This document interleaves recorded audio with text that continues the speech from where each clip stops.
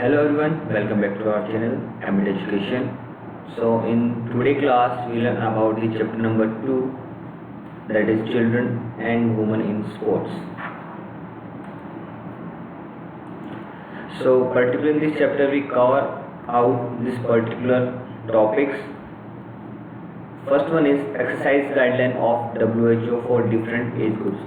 इसके अंदर जो रिगार्डिंग WHO ने कुछ पर्टिकुलर एक्सरसाइज हमें बताई है, उनके गाइडलाइंस हमें जो दी हैं उसके रिगार्डिंग हम इसके अंदर बात करेंगे. Next one is the common postural deformities. Deformities means किसी चीज़ की कोई कमी, दैट इज पर्टिकुलरली समथिंग और इन सम person like knock knees, flat foot, round shoulder, lordosis, kyphosis, scoliosis, bow legs and the respective corrective measures. कि ये particular कुछ disease हैं या आप कह सकते हैं कि note type of disease called deformity. किसी चीज़ की कमी पर्टिकुलर इंसान के बॉडी में हो जाते हैं रिगार्डिंग उनके जो बिहेवियर है उसकी वजह से, जो उनकी जो डे लाइफ है उसकी वजह से, और may be by birth. Next one is the woman participation in sports, that physical, psychological and social benefit. Next is special consideration, menarche and menstrual dysfunction. Last one is the female athlete pride. So this topic is very much important. Most of the time in annual exam this question will be asked from this one, the female athlete pride. Okay, so आगे बढ़ते हैं. The first thing is कि कौन से type के इसके अंदर आपके पास में वर्ड्स हम पढ़ेंगे. अभी ऑलरेडी डिस्कस किया. वन इज नॉक नीज, जो हमारे पर्टिकुलर पैरों में रहता है, that means flat foot, round shoulder, lordosis, kyphosis, scoliosis, bow legs. अब एक यहाँ पे एक स्टोरी दी हुई है, काफ़ी अच्छी है कि UNICEF south Asia block house sports girls overcome barrier and bike. सबसे बेस्ट थिंग है अगर हम कोई भी पर्सन अगर गेम प्ले करेगा तो काफ़ी अच्छे चेंजेस उसके अंदर आएंगे. हम उनकी पर्टिकुलर एनर्जी को चैनलाइज करेंगे. जो हमारे सचिन तेंदुलकर सर हैं, जो यूनिसेफ के गुडविल एम्बेसडर हैं, उन्होंने लिखा था कि let every child, girl and boy play a sport. This is not for the particular gender, कि every child must have to play a sports because it channelise their energy. वो अपने आप को जो लिमिटेशंस हैं, जो सर्किल है हमारा वहाँ का, उससे हम क्या सकते हैं, बाहर आ सकते हैं. एक नीचे एक छोटी स्टोरी और the Indian women hockey team played brilliant Tokyo 2020. हम सब ने देखा कि काफ़ी अच्छी परफॉर्मेंस वहाँ पर रही थी. और जो हमारी इंडिया की जो कैप्टन थी Rani Rampal, father could not afford to buy her hockey stick when she was growing up and so she would play with a broken one. So उसने क्या किया, जो ब्रोकन वन स्टिक उसके साथ उसने खेलना स्टार्ट रखा और now is leading the team. This is next one, the exercise guideline for WHO for different age group. जो WHO that is world health organization, उसने पर्टिकुलर अलग अलग डिफरेंट एज ग्रुप्स के अकॉर्डिंग उसने कुछ गाइडलाइंस वहाँ पर हमें सजेस्ट किए हैं कि पर्टिकुलर हमें इस तरह की एक्सरसाइजेस इस पर्टिकुलर एज के अंदर हमें परफॉर्म करनी चाहिए. और उसने अलग अलग एजेस ग्रुप वहाँ पर डिवाइड किए हुए हैं. तो हमारा सबसे पहले जो आएगा वो कैसे आएगा, सबसे पहले हमारा आएगा recommendation for the children under age of 5 years की. अंडर जो 5 ईयर्स हैं उनके लिए हम क्या चीज़ करें, उनके लिए कौन सी हमारे पास में प्रॉपर एक्सरसाइजेस रहेंगी. तो उसके लिए achieving health for all means doing what is the best for health right from the beginning of people's life, says WHO director. उन्होंने कहा था the early childhood is a period of rapid development and a time when a family lifestyle pattern can be adapted to boost health gain. If they are to grow up healthy, children under 5 must spend less time sitting, watching screens or restrained in the prawns and seats so that they get better quality sleep and have more time for active play. Nowadays जो parents की lifestyle है वो बहुत ज़्यादा busy है. So second thing is कि अभी हमारे पास में लॉट्स ऑफ टेक्नोलॉजी के अंदर हम जी रहे हैं. वहाँ पर हमारे पास में हर तरह की टेक्नोलॉजी आ रही है. बच्चा जन्म लेने के साथ में मोबाइल फ़ोन यूज़ करना चाहता है, पेरेंट्स भी देते हैं. So this is not a good habit. So सबसे पहले जो स्टार्टिंग की जो एज है बच्चों की अंडर 5 एज, उसमें हमें अवॉइड करना है कि बच्चों को हम क्या करें, जो स्क्रीन टाइम है वो उनको बिल्कुल भी नहीं दे, किसी भी तरह का मोबाइल, टेलीविजन, एलईडी उनसे हमें क्या रखना है, दूर रखना है। सो क्या होगा, उसकी वजह से जो आगे की जो लाइफ रहेगी काफ़ी एक्टिव रहेगी। अगर सेडेंटरी लाइफ उन्हें हम देंगे, स्टेबिलिटी लाइफ देंगे, so it will creates problem in the future. The following guidelines recommended health children age under 5 are respective of gender, race, ethnicity, cultural background and socio-economic status of family. These are also relevant for the children with different abilities. Children with a medical condition or disability should be consult with the health professional before undertaking these activities. किसी भी activities करने से पहले अगर किसी person के अंदर, किसी किड्स के अंदर, किसी बच्चे के अंदर if you have any problem, so you have to must go and suggest with the personal care with some particular doctor. The goal of these guidelines are to recommend time spent on the physical activities and on sleep and the sedentary activities to health benefit. The age group is further divided into 3 groups, namely less than 1 year, 1 to 5, 3 to 4. सबसे पहले हम बात कर रहे हैं according to WHO, जो पहला हमारा ग्रुप था कि 5 अंडर 5 एज, 5 एज से छोटे जो एक्टिविटीज़ हैं सॉरी कि उनको हम कौन सी चीज़ें हम प्रोवाइड कराएं, उनकी लाइफस्टाइल कैसी होनी चाहिए। So particularly less than 1 year, जिन किड्स की, जो इन्फेंट्स हम कहें, उनकी एज 1 साल से कम है, तो क्या होगा, not be restraint for more than 1 hour at a time, encourage reading and story telling when sedentary, screen time is not recommended. यहाँ पर क्लियरली मेंशन है, किसी भी तरह से हम स्क्रीन टाइम को वहाँ पर रिकमेंड नहीं किया जाता। आपको स्क्रीन टाइम आप उनसे दूर रखना है, स्क्रीन एक्टिविटीज जितनी भी है उनको आपसे अवे करना है। आप उन्हें कुछ अच्छी स्टोरी टेलिंग बता सकते हैं, बुक्स इंक्रेज कर सकते हैं। इसके अलावा कोई भी ऐसी एक्टिविटी सेडेंटरी एक्टिविटीज में एक जगह स्टेबल होके नहीं की जाए 1 आवर से ज़्यादा। फिजिकल एक्टिविटी के अंदर physical activities several times a day through interactive floor based play including 30 minutes of dummy time. Actually हम छोटे बच्चों के साथ में चल नहीं पाएंगे, लेकिन आप क्या कर सकते हैं, फ्लोर बेस्ड एक्टिविटी आप उनके साथ में आप करा सकते हैं, जिससे क्या होगा कि उनकी जो लाइफ है काफ़ी अच्छी रहेगी। उनके जो फाइनल जो मोटर जो हैं मसल्स हैं वो क्या करेंगे, उसमें अच्छे से काम करेंगे। Clear. Next one is the sleep. यहाँ पर आएगा थर्ड वन इज स्लीप, कि कितना स्लीप ड्यूरेशन उनका बेसिकली होना चाहिए। So up to 3 month 14 to 17 hours, in the for 11 months 12 to 16 hours, the good quality of sleep including naps। Small जो naps हम बच्चे लेते हैं वो भी उनको एडवाइस है यहाँ पर। Next one is 1 to 2 years, not to spend more than 1 hour at a time or they sit for extended periods of time, no screen time for 1 year olds। For 2 years sedentary screen time should be not more than 1 hour, increasing reading and story telling. Same thing है, आपको reading story telling हमेशा आपको उनको बताना। Actually जब आप किसी को स्टोरी सुनाते हैं सो उनसे काफ़ी ज़्यादा हेल्प वहाँ पर मिलती है। काफ़ी सारी चीज़ें बच्चा जब सुनता है या आप देखते हैं वो ज़्यादा इजीली परफॉर्म वहाँ पर आगे जाके इजीली परफॉर्म कर पाता है।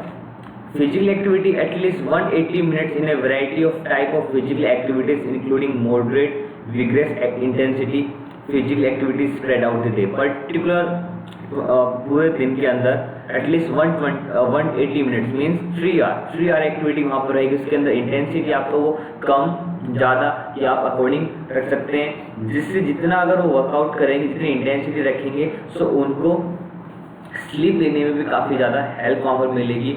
और उस पर्टिकुलर एज के अंदर स्लीप बहुत ज़्यादा यहाँ पर नेसेसिटी है। Around 11 to 14 hours of good quality sleep is required. Next 3 to 4। अब यहाँ पर 3 to 4 ईयर के अंदर बच्चा चलना स्टार्ट कर देता है और स्कूल जाना भी प्ले स्कूल्स के अंदर भी जाना स्टार्ट कर देता है। तो not restraint for more than 1 hour at time or sit for extended period of time. Sedentary screen time should not be more than 1 hour। अगर इस पर्टिकुलर एज के अंदर आप बच्चे को स्क्रीन टाइम दे रहे हैं तो वो not more than 1 hour। Increase reading and story telling. Next one is the same thing, at least 180 minutes in variety of type of physical activity at any intensity of which at least 60 minutes is moderate to vigorous intensity physical activity spread through out the day. आप total 180 minutes तक उनको particular अलग अलग type की physical activities वहाँ पर दे सकते हैं और उसके अंदर 60 मिनट्स उसके अंदर मॉडरेट टू विग्रेस इंटेंसिटी रहे, जिसके अंदर उनकी जो ग्रोथ डेवलपमेंट है, मोटर डेवलपमेंट्स है, उनके पास में जो बॉडी डेवलपमेंट है वो अच्छे से वहाँ पर डेवलपमेंट हो सके। 10 to 13 hours of good quality sleep is required. So these are some basic things for the age group of under 5 years. Now infants less than 1 year, infants should be provided enough space and open environment to promote movement and minimize distractive or sedentary behavior so that they may explore their surrounding. अभी हमने जो particular हमने जो पीछे देखा था वो सारी चीज़ें ही इसके अंदर यहाँ पर लिखी हुई हैं कि उनके पर्टिकुलर कितना टाइम का उनका नैप टाइम होना चाहिए, कौन सी एक्टिविटीज आप वहाँ पर कराएंगे। उसके अलावा किस एक्टिविटीज लाइक रोलिंग, पर्टिकुलर में rolling should be perform on mat or sheet that is last 7 feet by 4 feet in size. Once babies can move around, encourage them to be as active possible in shape. तो ऐसे भी करके आप क्या करेंगे, उनके सामने डिफरेंट टाइप की एक्टिविटीज उन्हें करेंगे। जब बच्चा का चलना स्टार्ट कर देता है, रोलिंग करना स्टार्ट कर देता है, तो आपको उनको इंकरेज करना है ज़्यादा से ज़्यादा कि वो पर्टिकुलर एक्टिविटीज के अंदर इंगेज रहें। Next is toddlers, that is the age group of around 1 to 2 years. The same thing, we have to engagement in the reading, storytelling should be not more than 1 hour. It is recommended to that get 11 to 14 hours of good sleep. And these activities include strollers, high chair, strap, this type of activity you can do. Next one is in the age group of children 3 to 4 years. The children should spend at least 180 minutes in a variety of type of physical activity. Around we have to spend around 3 hours in a day on a different type of physical activities, जिसके अंदर आप ball game उनको play करा सकते हो, riding A bike, playing in A water, बहुत सारी activities 3 to 4 year के अंदर आ जाती है। स्विमिंग पूल के अंदर उनका skipping, hopping, running, jumping, kicking, football दे सकते हो। जो भी इससे रहेगा कि उनके पास उनकी जो पूरी कंप्लीट जो बॉडी है वो उसके अंदर इन्वॉल्व रह सके, तो उनके जितने भी बॉडी पार्ट्स हैं, the fine one, the gross one, they are the completely development in that. So this is the basic thing. Next one is children and the youth between 5 to 17 years including the teenage. इसके अंदर हमारे पास में जो main है, सबसे जो typical as है वो हमारे पास में, this is the category number 2, children and youth. These recommendations are relevant to healthy children, youth between 5 to 17 of age irrespective of gender, race, ethnicity or socio-economic status. Children and youth with a specific medical condition or disability may follow this recommendation under advice of medical official or with the help of the school special education teacher. Activity should be done in a progressive manner. For example, starting this session with a simple exercise to complex, gradually increasing the frequency, duration, intensity of the activities. These are the various stages of growth in this age group, where at every stage the type of activities changes.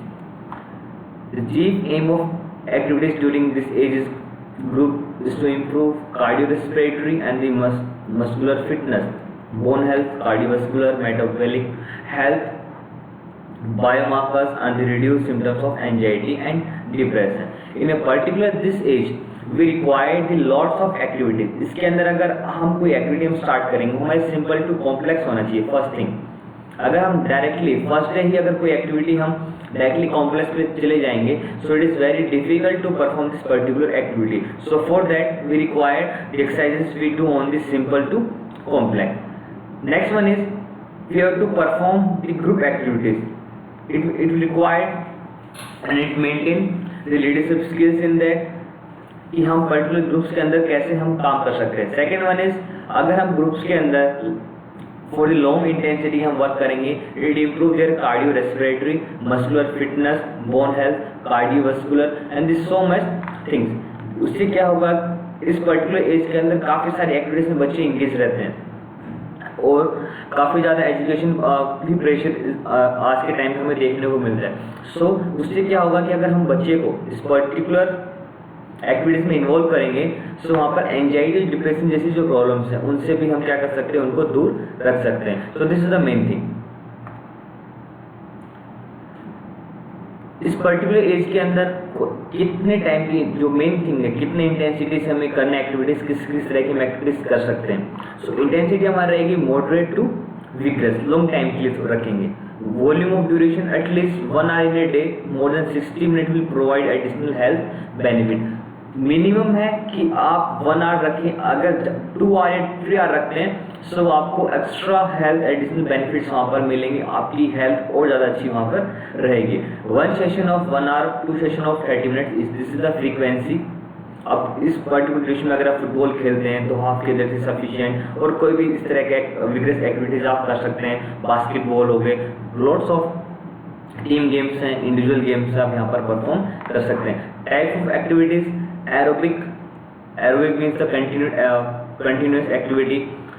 Basic exercise for strengthening of muscles, fundamental activities jumping, running, throwing, turning, twisting.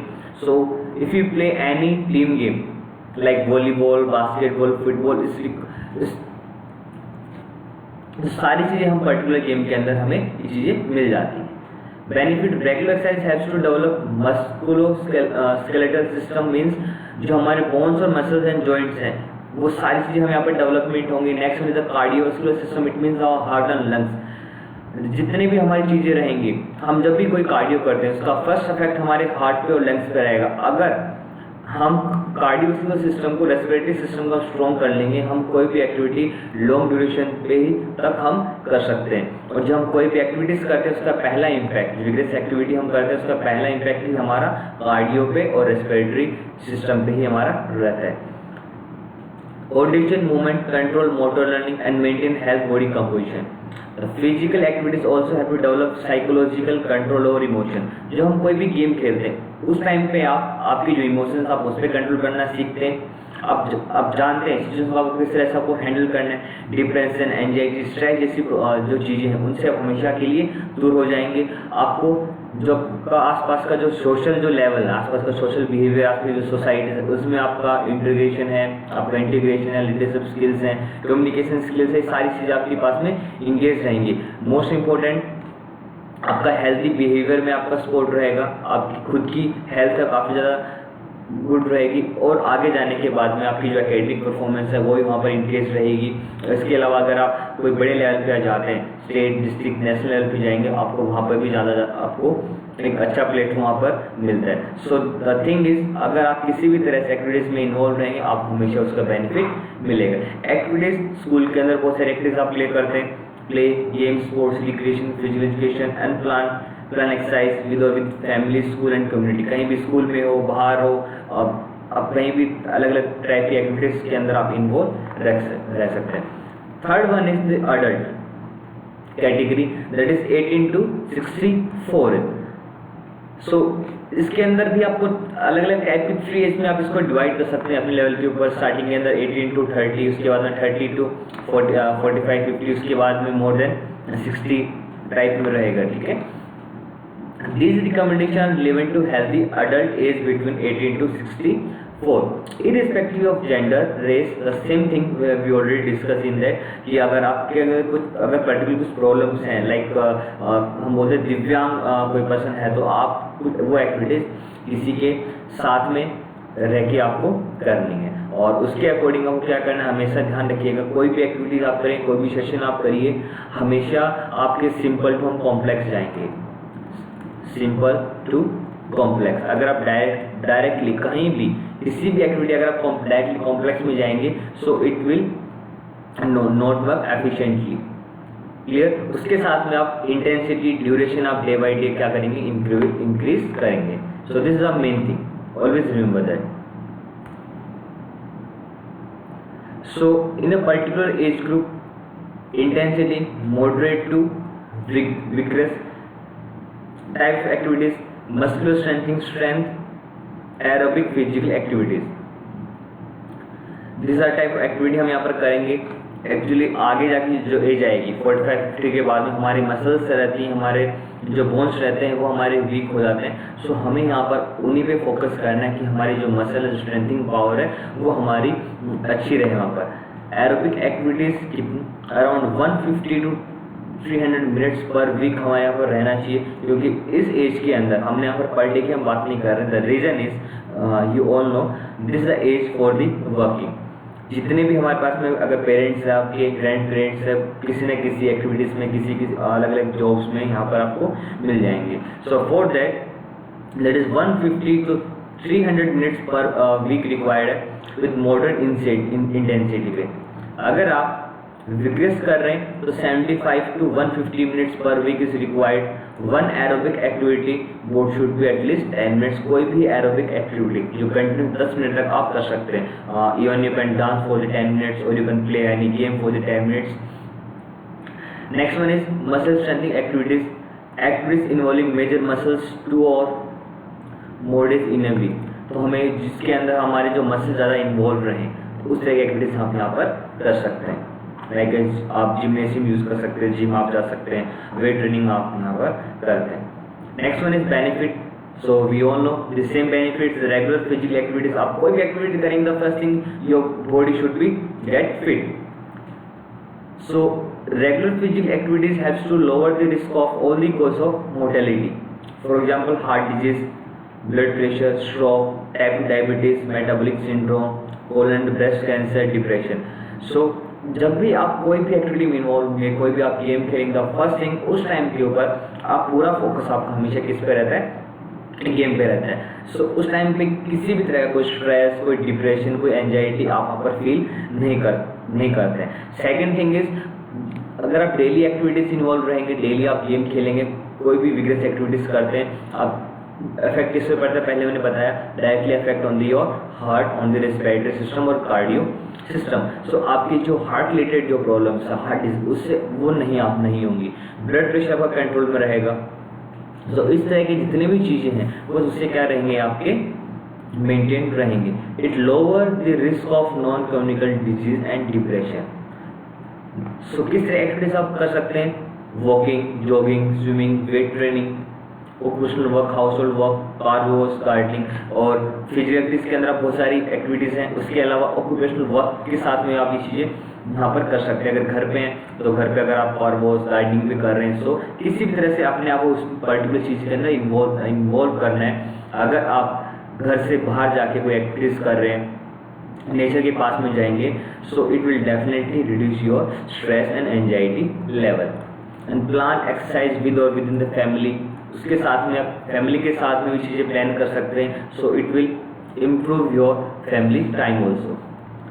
Next one is the older adult 65 years and above. 65 years से ज़्यादा के साथ में हमें क्या करना है, इस टाइप पे हमें बहुत केयरफुल रहने की ज़रूरत है, क्योंकि इस टाइम के ऊपर हमारे जो बोन्स है, हमारी बॉडी है, वो उस तरह से काम नहीं कर पाती जो हम यंग एज के ऊपर यहाँ पर हम कर पाते हैं। तो this recommendation are relevant to health older adult age above 65। This recommendation also relevant the individual suffering from the chronic anxiety condition. Adult, youth with disabilities may follow this recommendation with the adjustment as per capacity और limitation। तो इसके ऊपर हमेशा पर बिल्कुल ध्यान रखना है कि हम कोई भी एक्टिविटीज करें वो पर्टिकुलर जो हमारी कैपेसिटी है उसको हमेशा ध्यान रखें। कैपेसिटी से ओवर जाएंगे, मैंने पहले कहा कि एज हमारी थोड़ी सी क्रूशियल यहाँ पर आ जाती है। सो हमें वो पर्टिकुलर एनर्जी हमारे यहाँ पर नहीं रहती। Individual with specific health conditions such as cardiovascular disease, diabetes may need to take extra precaution। हमेशा इस एज के अंदर हमें प्रिकॉशन रखने की बहुत ज़्यादा ज़रूरत है। Activity should be done in the progressive manner. For example, starting the session with a simple exercise and moving to complex. Gradually increase the frequency, duration, intensity activities as per their ability as condition allow। So हम देखते हैं कौन सी activities हम यहाँ पर perform कर सकते हैं। Intensity should be moderate to vigorous. Type of activities आप muscle strengthening, aerobic physical activities यहाँ पर आप कर सकते हैं। Next one is 150 to 300 minutes आप यहाँ पर परफॉर्म करेंगे।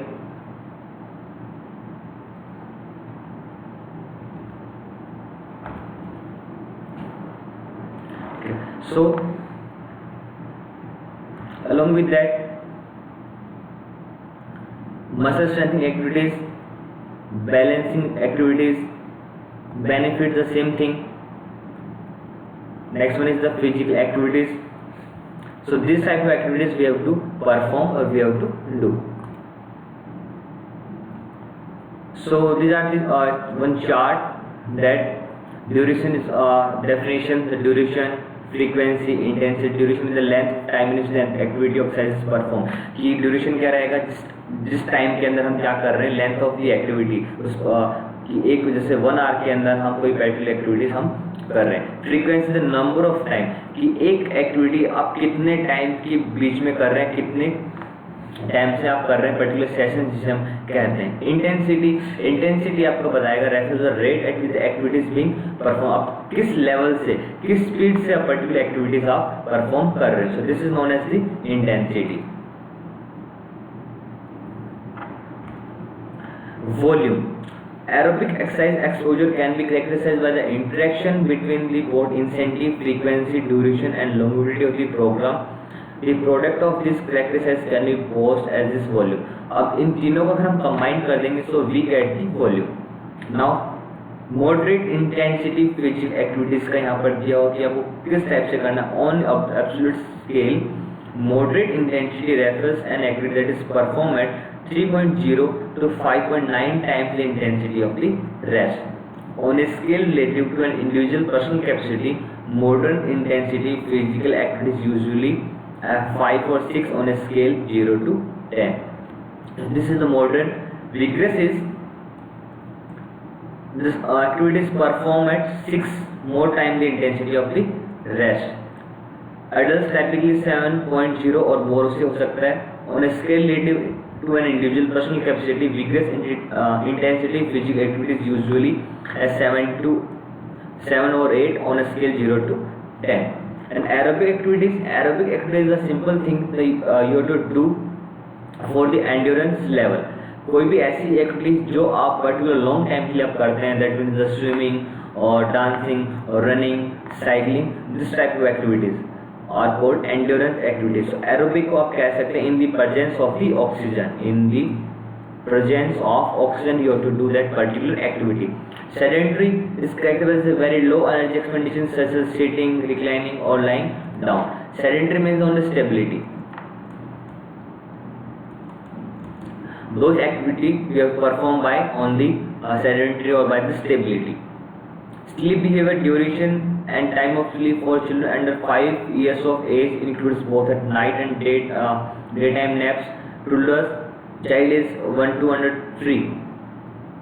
This one, tummy time. Infant spend lying on her stomach in one prone position while awake with unrestricted movement of limbs. Nap period of sleep usually during the daytime in addition to usual nighttime sleep. So there are some definitions जिनके बारे में हमें पता होना चाहिए. इसमें important one is aerobic, sedentary behaviour, along with that the frequency, intensity, volume. So these are some definitions we have to know. So minimum duration of an activity should be per week at vigorous intensity in adult above 65 years of age. तो क्या होगा इसके बारे में यहाँ पर कि minimum duration कितना होना चाहिए. अगर हम विग्रेस इंटेंसिटी करेंगे तो उसके बाद हमें होना चाहिए 150 minutes. Next one is the rate at which the activities being performed is known as, कि हम उसके बारे में हमने एक डेफिनेशन देखी कि हम कोई एक्टिविटी हम परफॉर्म करते हैं तो कैसे होनी चाहिए, उसको क्या बोलते हैं, दैट इज इंटेंसिटी. हम किस इंटेंसिटी पे वो पर्टिकुलर थिंग्स हम कर रहे हैं. Next one is write question हमारे सामने. So write down the physical activities exercise guideline for the under age of 5. तो हमने बहुत सारे चार्ट्स हमने देखे हैं कि अंडर 5 एज में अलग अलग इसमें हमने देखा है कि कौन सी एक्सरसाइज हमें यहाँ पर WHO ने सजेस्ट किए वो आप यहाँ पर आपको बतानी है. Right about physical activity exercise guideline for the adult above age of 65. बस आपको यहाँ पर ध्यान रखना है इस टाइम के ऊपर जो पर्सन्स जिनके पास में कार्डियो की कुछ प्रॉब्लम्स है, डायबिटिक पेशेंट्स है, तो उसके रिगार्डिंग आपको यहाँ पर बहुत ज़्यादा केयरफुल होने की नीड है. So these are the some things. So in the next class in the part 2 video we learn about the posture and the deformities. Deformity we have in a particular person. So I hope so the guidelines by the WHO, the things which we tell about the particular WHO you will learn. So if you have any doubt, you may ask anything in the or you can do comments, or you have to directly send the message. So thank you so much, and watch video and share it. Thank you.